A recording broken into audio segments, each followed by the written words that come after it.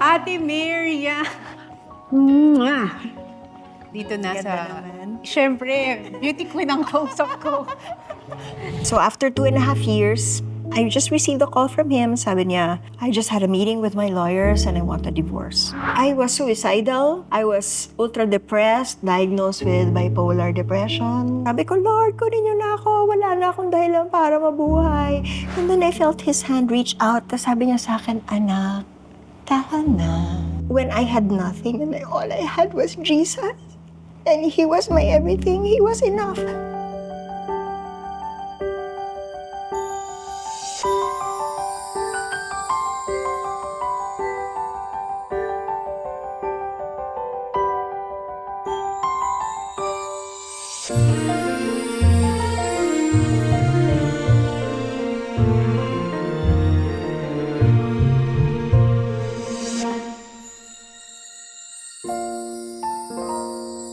Nung bata pala, kasi binabasa ko yung story mo, gusto mo nang maging beauty queen. Oo, 5 years old pa lang ako. Pangarap ko na yon. Actually, year after year, nanonood ako ng Miss Universe. Tapos pinaalala lang sa akin ng tita ko, naalala mo nung bata ka, tumungtong ka sa table, tapos sabi mo, Miss Philippines. Kasi bihira yung ganun, kung ano yung dream mo nung bata, nangyari talaga sa'yo. Hindi ko makakalimutan din yun kasi 1999, that was the closest ng Philippines Yes. to winning the Miss Universe. 26 years daw yung drought that time. Yes. From Margie Moran. Diba? Pag nakikita mo yung photos na yan, ano nare-remind ka? I'm reminded of God's destiny for our lives. I really believe God has a special plan for each of us. And young as we are, God has already planted dreams in our hearts. So kung anong pangarap natin o kabataan tayo, especially if it's for something good, especially if it will glorify God, God already plants that in the hearts of everyone. So yung declaration na magiging beauty queen ako paglaki ko, galing na kay God yung dream na yun. Siguro, Kaya kaya yung naging dream ko noon eh. Na-fulfill mo lahat. By God's grace. Oh, So, diba? yung Beauty Queens, 5 years old ako, 7 years old ako, nanonood lang ako ng lunch date.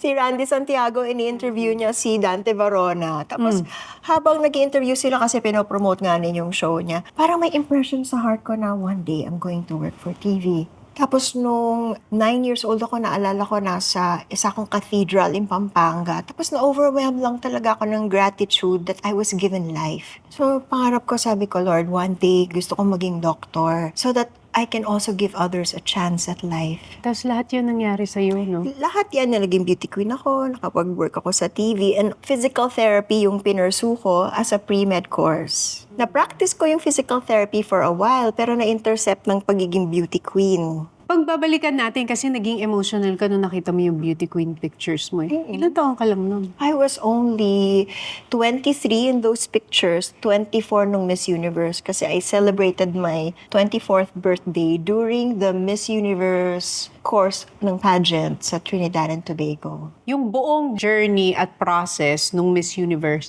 naramdaman mo na ba in your heart na parang mananalo ako dito? Parang meron akong inkling kasi para bang may mga signs dahil nung sumakay ako ng eroplano from Miami going to Trinidad and Tobago, nakasabay ko si Wendy Fitzwilliam. Siya yung reigning Miss Universe that time. Tapos nasa first class siya, nasa economy class ako. Wow, nakasabay ko si Miss Wendy. Parang ano lang, wow, pangarap. Yung first day ng arrival ko, may mga nakakapansin na oh, Miss Philippines is so beautiful. Siguro na-appreciate nila yung kayumangging kulay natin, di ba? As the days of the pageant went on, hindi ko napapansin yun kasi we were busy with the events, with the rehearsals. If anything, I was probably a quiet favorite until the unthinkable happened during the pre-pageant night na nadulas nga ako sa evening gown competition. In my evening gown, navigating the stairs, and pagdating ko dun sa dulo, yung 4-inch heel, sa baba, 4-inch heel ko got caught dun sa tail ng gown ko because it was heavily beaded, so nagsastretch siya. Na-off balance ako, nakakatawa nga kung nakita niya yung video kasi parang nag-zoom in siya sa face ko, tapos nawala ako sa camera, tapos sinundan. Sinundan ng camera, tapos pag-zoom out, para lang akong may pinulot sa floor. Ang pati yung pagtayo, napaka-graceful. Pang beauty queen talaga Oh, eh. diba? By God's grace. So, bumangon akong ganyan. Pero pagdating ko dun sa bottom, just before I stood up, merong decision in my heart. Sinasabi ko, I'm going to finish what I started. So, bangon akong ganyan. Tinapos ko yung walk ko, tapos napansin ko, nagpapalakpakan na yung mga tao dun sa auditorium. Tapos sabi ko, ay, nagugustuhan nila yung ginagawa ko. Bibigyan ko sila ng drama.